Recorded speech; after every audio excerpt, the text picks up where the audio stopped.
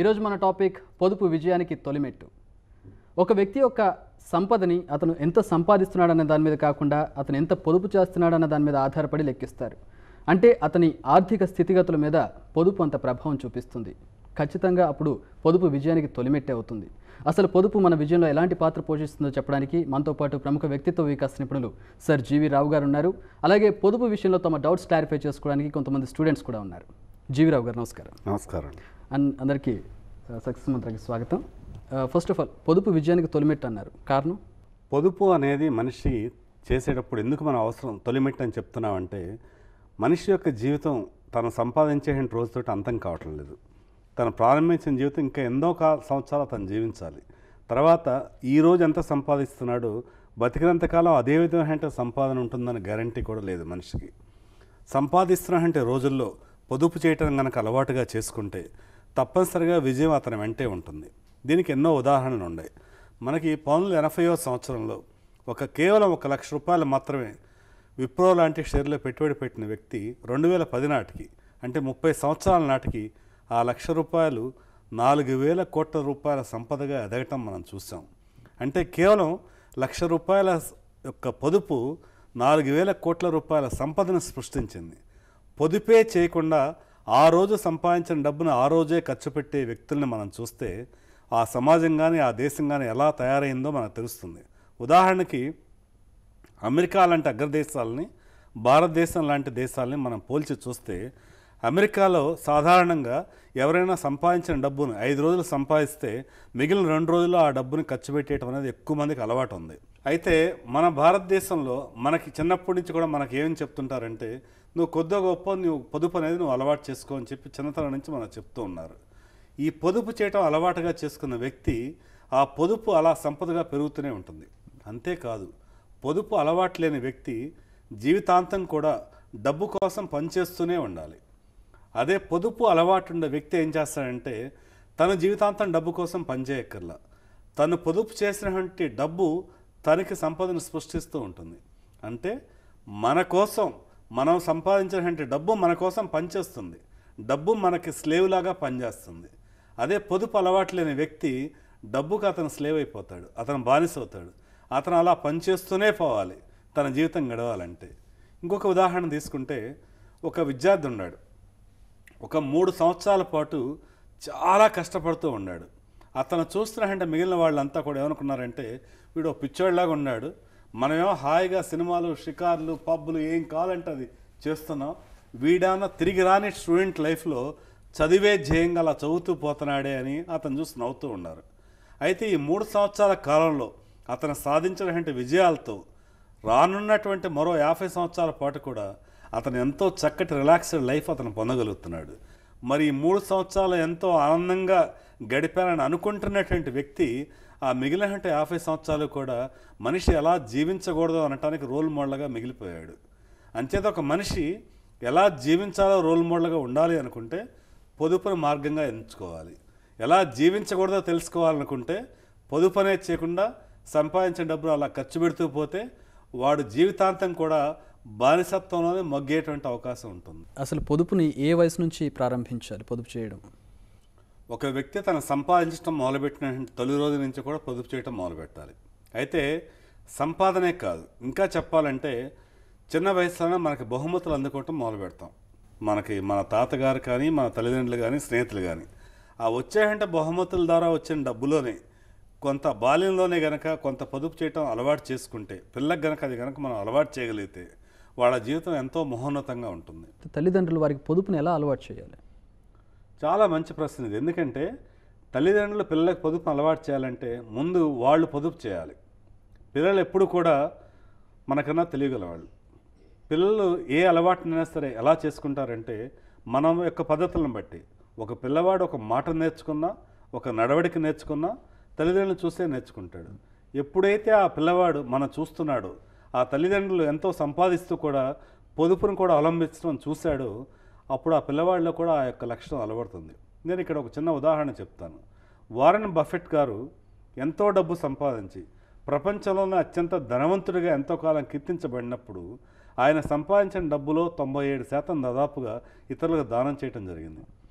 అప్పుడు బఫెట్ యొక్క వారసుల్ని మీడియా ప్రతినిధులు అడిగినటువంటి మొదటి ప్రశ్న ఏంటంటే, మీ తల్లిదండ్రులు వారు సంపాదించిన డబ్బులు ఎంతో సమాజానికి దానం చేశారు, కానీ మీకు అన్యాయం చేశారని భావించట్లేదా అని అడిగారు. అప్పుడు వీళ్ళు చెప్పిన సమాధానం ఏంటంటే, మేము బఫెట్ గారి యొక్క కడుపున పుట్టినందుకు ఎంతో గర్విస్తున్నాం. ఇది మాట వరుసకి మా లిప్పు నుంచి వస్తున్న మాట కాదు, హృదయపూర్వకంగా చెప్తున్నాం. ఎందుకంటే ప్రపంచానికి ఆయన డబ్బును మాత్రమే దానం ఇచ్చారు. మాకు సంపాదించడం ఎలా, పొదుపు చేయటం ఎలా అన్న రెండు విషయాలు నేర్పించారు. ఆయన సంపాదించిన దానికి 100 మేము సంపాదించగలం అన్న నమ్మకాన్ని మాకు కలిగించారు. అంతేకాదు, మేము సంపాదించిన డబ్బులో 99% మేము పొదుపు చేయగలం. పొదుపు ద్వారా మేము సృష్టించిన సంపదల్లో 90% ఇతరులకు కూడా సహాయం చేయగలుగుతాం. ఆ హృదయాన్ని మా తండ్రి ద్వారా మాకు సంక్రమించిందని చెప్పి ఎంతో గర్వంగా చెప్పుకున్నారు. తల్లిదండ్రులు చాలా ముఖ్యమైన పాత్రను ఇక్కడ పోషిస్తారు. ఎప్పుడైతే తల్లిదండ్రులు జల్సాగా ఖర్చు చేస్తారో, వారు సంపాదించిన డబ్బును మొత్తాన్ని ఖర్చు చేయడం కాకుండా అప్పులు చేస్తుంటారో, పిల్లలు వాళ్ళే ఆదర్శంగా తీసుకుంటారు. అంటే తల్లిదండ్రుల యొక్క పాత్ర చాలా ముఖ్యమైనది ఇక్కడ. రావు గారు, ఇప్పుడు ఒక వ్యక్తి ఇంత సంపాదిస్తున్నాడు, ఫర్ సపోజ్ 10,000 సంపాదిస్తున్నాడు అనుకుందాం. ఆ 10,000లో ఇంత పొదుపు చేయాలని ఏమన్నా ఉంటుందా? అతను సంపాదించిన దాంట్లో ఎంత శాతం పొదుపు చేస్తే అతని భవిష్యత్తు బాగుంటుంది? ఒక స్టడీని బట్టి చెప్తుంది అంటే, సహజంగా ఒక మనిషి సంపాదించే దానిలో కనీసం 15% పొదుపు చేయాలి. అంటే ఈ రోజున ఒక వ్యక్తి ఒక మంచి ఉద్యోగంలో పొందాడు. ఆ ఉద్యోగంలో సంపాదన మొదలైంది. సంపాదన మొదలవగానే నేను కొత్తగా ఏం గ్యాడ్జెట్స్ కొనుక్కోవాలి, ఏ విధమైన వస్తువులు ఇంటికి తీసుకురావాలి అని ఎలా శ్రద్ధ వహిస్తున్నాడో, వాటికన్నా ముఖ్యంగా రేపు అనేది నాకు ఉంది అని తెలుసుకుని కనీసం 15% తను సంపాదించిన దానిలో పొదుపును అలవాటు చేసుకోవాలి. అయితే ఇది 15% అనేది ఖచ్చితమైన కొలబద్ద కాదు, అది కనీసం ఆ వ్యక్తి యొక్క పరిస్థితులను బట్టి, అతను ఉండేటువంటి ఎన్విరాన్మెంట్ని బట్టి కొంతమందికి ఇంకా ఎక్కువ పొదుపు చేసే అవకాశం కూడా ఉండొచ్చు. ఉదాహరణకు ఒక వ్యక్తి తన సొంత ఇంట్లోనే ఉంటున్నాడు, తన ఇంటి దగ్గర నుంచే ఆఫీస్కి వెళ్తున్నాడు, తనకు పొదుపు చేసే అవకాశం మరింత ఎక్కువ ఉండొచ్చు. కొందరు వేరే ఊళ్ళో నివసిస్తున్నారు, అద్దెంట్లో ఉంటున్నాడు, అతను పొదుపు చేసే అవకాశం కొంత తక్కువ ఉండొచ్చు. మనం జనరలైజ్ చేయలేం, కానీ మెజారిటీగా కనీసంగా అంటే ఒక 15% మాత్రం ఎవరైనా పొదుపు చేయొచ్చు అని చెప్పి మనం చెప్పొచ్చు. రైట్. ఇప్పుడు ఈ పొదుపు చేసిన దాన్ని ఎలా, అంటే వేటిలో పెట్టుబడి పెడితే మరింత ఆర్థిక ప్రగతి సాధించవచ్చు? ఒక వ్యక్తి తాను పొదుపు చేసిన డబ్బుని ఎక్కడ పెట్టుబడిగా పెట్టాలి అంటే ఎన్నో రకాలైన మార్గాలు అతనికి ఉన్నాయి. అయితే ఇక్కడ దృష్టిలో ఉంచుకోవాల్సిన ప్రధానంగా 2 విషయాలు. మన పెట్టుబడికి భద్రత. మనం పెట్టిన పెట్టుబడి ముందు ఎంత సంపాదిస్తుందనే తర్వాత విషయం, ఆ పెట్టుబడికి భద్రత అనేది చాలా ముఖ్యం. ఆ భద్రతను కూడా దృష్టిలో ఉంచుకొని పెట్టుబడి పెట్టాలి. దీనికి ఉన్నటువంటి ప్రధానమైన సాధనాలు అంటే నేను ఏం చెప్తానంటే, ఏ వ్యక్తి అయినా సరే ప్రతి నెలా కూడా కొంత మొత్తాన్ని బంగారంలో, వెండిలో పెట్టుబడి పెడితే అతను చాలా మంచి విజయాన్ని అందుకుంటాడు లాంగ్ రన్లో. కారణం అంటే ఎప్పుడూ కూడా ఈ బంగారం మీద పెట్టేటువంటి డబ్బు, అంటే మనకి 2 రకాల బంగారాలు ఉన్నాయి. నల్ల బంగారం, ఎర్ర బంగారం అంటారు. నల్ల బంగారం అంటే భూమి. ఈ ఎర్ర బంగారం అన్నా, మీరు పసుపు బంగారం అన్నా, ఎల్లో మెటల్స్ అన్నా రియల్ గోల్డ్. మనం ప్రభుత్వాలు ధనాన్ని ముద్రించగలుగుతాయి, కానీ గోల్డ్ని ముద్రించలేవు. గోల్డ్ రిజర్వ్స్ అనేది ఎప్పుడు కూడా లిమిటెడ్గా ఉంటాయి, వాటి విలువ అలా పెరుగుతూనే ఉంటుంది. మనం ఒక 6-7 సంవత్సరాల క్రితం విషయాన్ని పరిశీలిస్తే బంగారం గ్రామ్ 300-400 రూపాయల నుంచి ఈ రోజున మనకి 1 గ్రామ్ బంగారం 2,300 రూపాయలకి పెరిగిపోయింది. అలాగే వెండి ఒక 10 సంవత్సరాల కాల వ్యవధిలో మనం గమనిస్తే 8,000 రూపాయల నుంచి 70,000 రూపాయలకు కూడా వెండి మనం పెరగటం మనం చూస్తాం. ప్రతి వ్యక్తి కూడా ఒక నెలలో కనీసం 1 గ్రామ్ బంగారం మీద పెట్టుబడి, తన శక్తి కొద్దీ కొంత వెండి మీద పెట్టుబడి, అలాగే తన బ్యాంకులో రికరింగ్ డిపాజిట్లో కొంత మొత్తాన్ని పొదుపు చేస్తూ పోతే, ట్యాక్స్ సేవింగ్ కూడా ఉపయోగపడేటువంటి పబ్లిక్ ప్రావిడెంట్ ఫండ్ మార్గంలో, కొంత ఇన్సూరెన్స్లో పెట్టుబడి పెట్టవచ్చు. అయితే ఒక 5 సంవత్సరాలు 10 సంవత్సరాలు ఇలా పొదుపుగా అతను సంపాదించిన డబ్బును బ్యాంక్ నుంచి విత్డ్రా చేసిన తర్వాత ఆ డబ్బును అతను ఒక స్థలం కొనటానికో, ఒక ఫ్లాట్ కొనుక్కోవటానికో ఉపయోగించుకోవచ్చు. Good morning sir. నా పేరు కృష్ణవేణి. నేను శ్రీ పుణ్యవతి అకాడమీ నుంచి సిఎఫ్పి కోర్స్ చేస్తున్నాను. నా క్వశ్చన్ ఏంటంటే, మీరు పొదుపు చేయాలి అని చెప్తున్నారు, పొదుపే మంత్రమైపోతే మరి నా సుఖ సంతోషాల గురించి ఏంటి? మంచి విషయం అమ్మ. ఇప్పుడు పొదుపు చేయమంటే దాని అర్థం మీరు కడుపు మార్చుకుని పొదుపు చేయమని కాదమ్మా. మీ యొక్క అవసరాలు పోను. మనం ఏం చెప్తున్నాం, 100% మీరు పొదుపు చేయమంటలా. మీరు సంపాదించిన డబ్బులో కొంత మొత్తాన్ని పొదుపు చేయాలి. అది కూడా ఎందుకంటే మీ యొక్క భవిష్యత్ సుఖ సంతోషాల కోసం. మీరు కేవలం ఈ రోజు మాత్రమే సుఖంగా ఉండటం కాదు, మీ 100 ఏళ్ల జీవితం కూడా సుఖ సంతోషాలతో ఉండాలి అని నేను కోరుకుంటాను. అందుకని తాత్కాలికంగా మీ యొక్క అవసరాల్లో కొంత మొత్తాన్ని మీరు తగ్గించుకొని పొదుపు చేయటం వల్ల కేవలం ఈ రాబోయే 4-5 సంవత్సరాలు కాకుండా జీవితాంతం కూడా ఈ సుఖ సంతోషాలు మీరు పొందగలుగుతారు. గుడ్ మార్నింగ్ సార్, నా పేరు సాయి శేషు. నేను శ్రీ పుణ్యవతి అకాడమీలో సిఎఫ్పి చేస్తున్నాను. లాభదాయకమైన పెట్టుబడి అంటే ఏంటి? లాభదాయకమైన పెట్టుబడి అంటే మనం చేసినటువంటి పొదుపుతో మనకి లాభాన్ని ఆర్జించే దేన్నైనా మనం లాభదాయకమైన పెట్టుబడి అంటాం. ఇప్పుడు లాభదాయకమైన పెట్టుబడులు ఏంటి అంటే కొన్ని రిస్క్తో కూడిన పెట్టుబడులు ఉంటాయి, కొన్ని రిస్క్ తక్కువగా ఉండే పెట్టుబడులు ఉంటాయి. ఉదాహరణకి మనం షేర్లో పెట్టుబడినే మనం తీసుకోండి. షేర్లో పెట్టుబడితో కోట్ల రూపాయలు ఆర్జించిన వాళ్ళు ఉన్నారు, అదే షేర్లో పెట్టుబడి పెట్టి ఉన్న డబ్బును కూడా పోగొట్టుకున్న వాళ్ళని మనం చూస్తుంటాం. అయితే దీనిలో ఏంటి చిట్కా? ఎప్పుడు మనకు విజయం లభిస్తుంది? దీనిలో ఉండేటువంటి నిజమైనటువంటి సక్సెస్ మంత్రం ఏంటి? మనం ఎప్పుడు మన షేర్లో కూడా లాభాన్ని పొందవచ్చు అంటే దీర్ఘకాలికమైనటువంటి ఆలోచనలతో ముందుకు వెళ్తే షేర్లో తప్పనిసరిగా మీరు లాభాన్ని పొందగలుగుతారు. నేను ఒక ఉదాహరణ చెప్తాను. మీరు ఇప్పుడు ప్రతి నెలా కూడా సిస్టమేటిక్గా ఒక 2,000 రూపాయలు మీరు పొదుపు చేయదలుచుకున్నారనుకోండి. ఈ 2,000 రూపాయలు ఎక్కడ పెట్టుబడి పెట్టాలంటే ఆ రోజున ఎవరో ఒక ఎక్స్పర్ట్ ఎక్కడ ఉండాలని మీరు ఎతకాల్సిన అవసరం లేకుండా మీకు మీరే ఏం చేయొచ్చు అంటే ఇవాళ నిఫ్టీలో ఒక 50 షేర్లు ఉన్నాయి. ఆ 50 షేర్లో ప్రతి నెల ఏదో ఒక కంపెనీ షేర్ కొనండి. ఏ కంపెనీ షేర్ కొంటారంటే ఏ కంపెనీ షేర్ అయితే ఆ నెలలో కొంచెం తక్కువ రేటుకి కోట్ అవుతుందో ఆ షేర్ కొనండి. ఎందుకంటే ఆ 50 కంపెనీలో మంచి కంపెనీలే, దీర్ఘకాలానికి మీకు మంచి లాభాన్ని ఇచ్చే కంపెనీలే. నెలకు ఒక కంపెనీ కాడికి 50 నెలల పాటు 50 కంపెనీలో మీరు పెట్టుబడి పెట్టారు. తర్వాత 50 నెలలు మళ్ళీ సేమ్ ఎక్సర్సైజ్ రిపీట్ చేయండి. మీరు అలా ఒక 15-20 సంవత్సరాల పాటుగా కనీసం 2,000 రూపాయల నుంచి 5,000 రూపాయలు పొదుపు చేస్తూ పోయినా కూడా షేర్లలో ఒక 15 సంవత్సరాల కాలం అయ్యేసరికి దాని మీద మీకు లభించే ప్రతిఫలం చాలా ఎక్కువగా ఉంటుంది. అంటే 50 కంపెనీల్లోనూ 50 పెట్టుబడులు నెలకి ఒక కంపెనీలో పెట్టుబడి పెడుతూ పోతే 50 కంపెనీలో 50 నెలల్లో పెట్టుబడి పెడతారు. ఒక సైకిల్ అయిపోయింది. నెక్స్ట్ 50 నెలలు మళ్ళీ రిపీట్ చేయండి. ఒక్కో కంపెనీలో ఒక నెల పెట్టుబడి పెట్టండి. అంటే మొత్తం ఇలా ఒక కొంతకాలం ఒక 15 సంవత్సరాల పాటు ఇలా పెట్టుబడి పెడుతూ పోతే ఈ పెట్టుబడితో మీకు వచ్చేటువంటి డివిడెండ్స్, బోనస్లు ప్లస్ ఈ కంపెనీల యొక్క విలువ పెరగటం వల్ల మీకు ఎంతో సంపద సృష్టించబడుద్ది. ఇదొక మార్గం.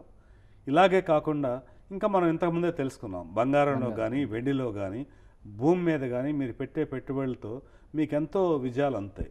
ఒక చిన్న ఉదాహరణ తీసుకోండి. మనకి హైదరాబాద్లోనే తార్నాక లాంటి ప్రాంతంలో నాకు తెలిసినటువంటి ఒక ప్రొఫెసర్ ఉన్నారు. విజయవాడ లైలా కాలేజ్లో ఆయన ఫిజిక్స్ ప్రొఫెసర్గా పనిచేస్తున్నారు. ఆయన ఒకరోజు నాకు చెప్తున్నారు, నేను గజం ₹75 తార్నాకలో ఒక 1300 గజాల స్థలం కొన్నాను అంటే నాకు ఆశ్చర్యం వేసింది. అయితే అదే స్థలాన్ని ఆయన ఒక 20,000 రూపాయలకి అమ్మారు. అంటే ₹75 కొన్నటువంటి స్థలాన్ని గజం 20,000 రూపాయలకి అమ్మారు. ఆ దీర్ఘకాలిక ఆలోచన ఆయన కనుక ఆ రోజు ఉండుండకపోతే ఆ ₹75 ఆ రోజు యొక్క అవసరాన్ని దేనికైనా ఖర్చు పెట్టుంటే అతనికి ఈరోజు ఇంత సంపద సృష్టించబడేది కాదు.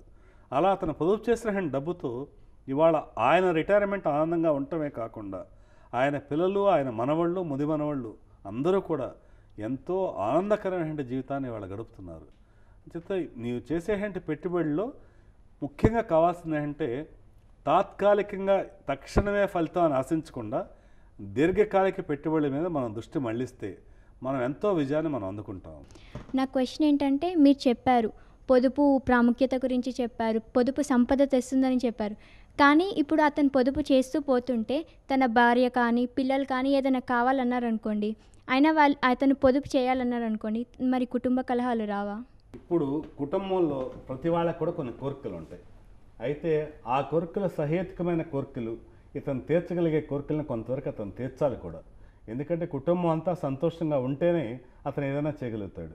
కాకపోతే కొన్ని అసంబద్ధమైనటువంటి కోరికలు, అంటే ఉదాహరణకి ఇతని యొక్క సంపదకి మించి ఇతని యొక్క నెలవారీ సంపాదన కన్నా కూడా చాలా ఎక్కువ మొత్తంలో కోరికలు కోరి ఆ కోరికలు తీర్చడం కోసం అప్పు చేసైనా సరే కోరిక తీర్చమన్నారు అనుకో, అప్పుడు కుటుంబ కలహాలు వచ్చినా కూడా ఆ కలహాన్ని ఆ స్టేజ్లో నివారించుకోవటం మంచిది. ఎందుకంటే కలహం వస్తుందన్న భయంతో ఇతను ఏం చేస్తాడు, వాళ్ళ కోరికను తీర్చాలి తప్పనిసరిగా. కోరిక తీర్చడానికే ఇతని దగ్గర సంపాదన సరిపోవట్లేదు కాబట్టి అప్పు చేస్తాడు. ఈ అప్పుతో ఏమవుతుందంటే భవిష్యత్తులో మరింత పెద్ద కలహం వస్తుంది. ఇవాళ వచ్చేటువంటి ఈ చిన్న కలహాన్ని మీరు నివారించాలనుకుని అప్పుల ఊబిలోకి వెళ్ళిపోతే భవిష్యత్తులో మరింత పెద్ద కలహం వచ్చేటువంటి అవకాశం ఉంటుంది. అందుకని ఈరోజు వాళ్ళ యొక్క చిన్న కోరికలను తీరుస్తూ వాళ్ళ యొక్క సంతోషాలని తీరుస్తూనే సేవ్ చేసేటువంటి మొత్తం కూడా వాళ్ళకి ఎలా ఉపయోగపడుతుందో తెలియపరచాలంటే ఆ కుటుంబ సభ్యుల పేరు మీదే ఆ సేవింగ్ కూడా చేయాలి. అంటే మీలో మీరు దాచుకోకుండా ఈ పొదుపును ఎందుకు చేస్తామంటే విషయం కుటుంబ సభ్యులకు కూడా తెలియపరిచి వాళ్ళని కూడా అందులో పాత్రదారులు చేస్తే మీకు సహకారం వస్తుంది. అప్పుడు కుటుంబ కలహాలకు కూడా అవకాశం ఉండదమ్మా. గుడ్ మార్నింగ్ సార్, నేను యశ్వంత్, సిఏ చేసి శ్రీ పుణ్యవతి అకాడమీలో సిఎఫ్పి కోర్స్ చేస్తున్నాను. నా ప్రశ్న ఏంటంటే ఇప్పటికే తమ ఆదాయంలో 10% సేవింగ్ చేసే వాళ్ళకి మీరు ఇచ్చే సలహా ఏంటి సార్? కేవలం పొదుపు చేయటమే కాదు, ఆ పొదుపుని మీరు ఎక్కడ పెట్టుబడిగా పెడుతున్నారనేది కూడా చాలా ముఖ్యమైన విషయం. నేను నా యొక్క డబ్బుని కొంత పొదుపు చేస్తున్నాను అని చెప్తున్నావు, అయితే ఆ పొదుపుని ఏం చేస్తున్నావు? ఆ ఉన్న పొదుపుని మీరు సరైన మార్గంలో పెట్టుబడి పెడుతున్నారా లేదా? తాత్కాలికమైన ప్రయోజనాల కోసం అని చెప్పి మీరు ఆశపడి రక్షణ లేనటువంటి పెట్టుబడులు పెడితే కొన్ని చీట్ ఫండ్ కంపెనీలు అయిపోయాయి. అలాగే కొన్ని నాన్ బ్యాంకింగ్ ఫైనాన్స్ కంపెనీలు నాన్ బ్యాంకింగ్ ఫ్రాడ్ కంపెనీలు అయిపోయాయి. అంచేత ఈ ప్రైవేట్ రంగంలో ఉండేటువంటి ఈ ఫైనాన్స్ కంపెనీలు చిట్ ఫండ్ కంపెనీల్లో పెట్టుబడులు పెట్టడం కాకుండా ప్రభుత్వ రంగంలో ఉండేటువంటి బ్యాంకుల్లో కానీ లేకపోతే వీటన్నిటికన్నా కూడా మించి మీరు తాత్కాలికమైన ప్రయోజనాల కోసం కాకుండా బంగారంలోనూ వెండిలోనూ దీర్ఘకాలిక పెట్టుబడి పెడితే వాళ్ళ పొదుపు ఒక మార్గం ఎన్నుకోనవుతారు. అంతేకాకుండా కొంతమంది ఏం చేస్తుంటారంటే పొదుపు చేశారని చెప్పి ఆ పొదుపుతో తెలిసిన బంధువులకో స్నేహితులకో అప్పిస్తూ ఉంటారు. ఒక స్నేహితులకు కానీ బంధువులకు కానీ అప్పిస్తే ఏమవుతుందంటే ఆ స్నేహం ఆ బంధుత్వం కూడా చెడిపోద్ది. ఎప్పుడు చెడిపోద్ది అంటే మీరు ఇచ్చినప్పుడు తిరిగి ఇవ్వమన్న రోజు చెడిపోద్ది. అందుకని ఆ స్నేహం కానీ ఆ బంధుత్వం కానీ దీర్ఘకాలం ఉండాలి అంటే మీరు మీ బంధువులకో స్నేహితులకో అప్పిచ్చే కన్నా మీ యొక్క పొదుపు మొత్తాన్ని కూడా సరైన రక్షణ పద్ధతుల్లో బ్యాంకుల్లో కానీ బంగారంలో కానీ వెండిలో కానీ పెట్టుబడి పెడితే అది వాళ్ళకి సేఫ్. అంతేకాకుండా ఆ సేవింగ్ ప్రస్తుతం 10% చేస్తుంటే ఇంకొంచెం పెంచుకోవడానికి అతను ప్రయత్నిస్తే కూడా అతనికి మంచి విజయం లభిస్తుంది. Good morning sir. Good morning. నా పేరు Shiva Teja. Chartered accountancy course complete చేసి ప్రస్తుతం పుణ్యవతి అకాడమీలో సిఎఫ్పి చేస్తున్నాను.